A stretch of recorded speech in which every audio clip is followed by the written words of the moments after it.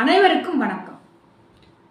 பிறந்த குழந்தைகளுக்கு எந்த மாதிரி ஆயிலை பயன்படுத்தலாம்னு பார்க்கலாம். இப்புள்ள காலகட்டத்தில் மெடிக்கலில் பேபி ஆயில், அந்த ஆயில், இந்த ஆயில் அப்படி தான் வாங்கி தேய்ச்சி வராங்க. சில குழந்தைகளுக்கு ஸ்கின் ப்ராப்ளம்லாம் வருங்க. நம்ம வீட்டிலேயே சுத்தமான தேங்காய் எண்ணெய் எப்படி தயாரிக்கிறதுன்னு பார்க்கலாம். ஒரு 3 தேங்காய் எடுத்துக்கணும். 3 தேங்காயை நல்லா மிக்சியில் அடித்து நல்ல சுத்தமான காட்டன் துணியில் பிழிஞ்சு ஒரு கனமுள்ள பாத்திரம், அதாவது உருளின்னு சொல்லுவாள், தீயை குறைச்சி வச்சு இலக்கி வரும்போது அதில் உள்ள தேங்காய் எண்ணெய் வெளியே வரும்.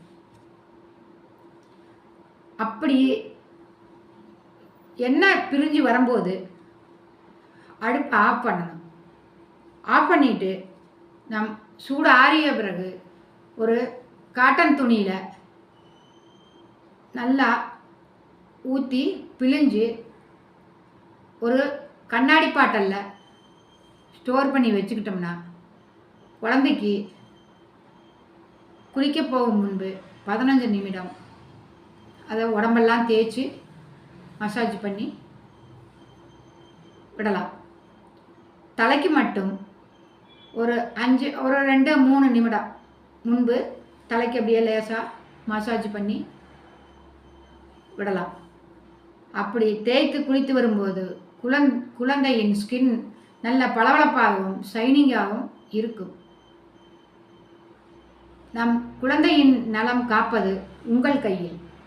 நம் நலம் நம் கையில். நன்றி. அனைவருக்கும் வணக்கம். பிறந்த குழந்தைகளுக்கு எந்த மாதிரி ஆயிலை பயன்படுத்தலாம்னு பார்க்கலாம். இப்புள்ள காலகட்டத்தில் மெடிக்கலில் பேபி ஆயில், அந்த ஆயில், இந்த ஆயில் அப்படி தான் வாங்கி தேய்ச்சி வராங்க. சில குழந்தைகளுக்கு ஸ்கின் ப்ராப்ளம்லாம் வருங்க. நம்ம வீட்டிலேயே சுத்தமான தேங்காய் எண்ணெய் எப்படி தயாரிக்கிறதுன்னு பார்க்கலாம். ஒரு 3 தேங்காய் எடுத்துக்கணும். 3 தேங்காயை நல்லா மிக்சியில் அடித்து நல்ல சுத்தமான காட்டன் துணியில் பிழிஞ்சு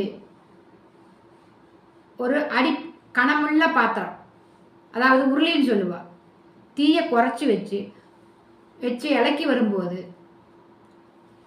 அதில் உள்ள தேங்காய் எண்ணெய் வெளியே வரும். அப்படி எண்ணெய் பிரிஞ்சு வரும்போது அடுப்பை ஆஃப் பண்ணணும்.